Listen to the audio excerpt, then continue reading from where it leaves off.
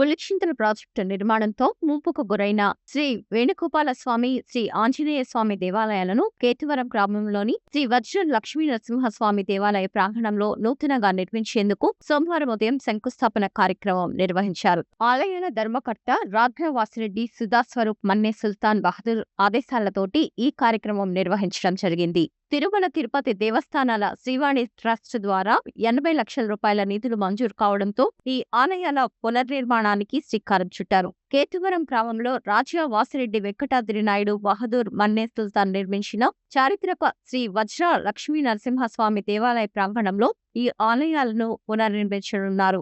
ఈ సందర్భంగా ఆలయాల్లో ప్రత్యేక పూజను నిర్వహించి స్వామివారికి భక్తి శ్రద్ధలతో శంకుస్థాపన చేశారు. ఈ కార్యక్రమంలో రఘు ఎన్ వెంకట్రావు, అఖిల భారత పంచాయతీ పరిషత్ జాతీయ ఉపాధ్యక్షులు, అమరావతి అభివృద్ధి కమిటీ చైర్మన్ డాక్టర్ జాస్తి వీరాంజనేయులు, దేవాలయ కార్యనిర్వహణ అధికారి కోట్రెడ్డి, ఆలయ పూజారి డివి ప్రసన్న కుమార్, ప్రసాద్ నాయక్, ఆర్టీసీ ఉద్యోగి అంజీ నాయక్ తదితరులు పాల్గొన్నారు. ముంపుకు గురైన పురాతన దేవాలయాల ఆధ్యాత్మిక వారసత్వాన్ని కాపాడుతూ భక్తులకు పునఃదర్శన భాగ్యం కల్పించేలా ఆలయాల పునర్నిర్మాణం చేపట్టడం అభినందనీయమని డాక్టర్ జాస్తి వీరాంజనేయులు పేర్కొన్నారు.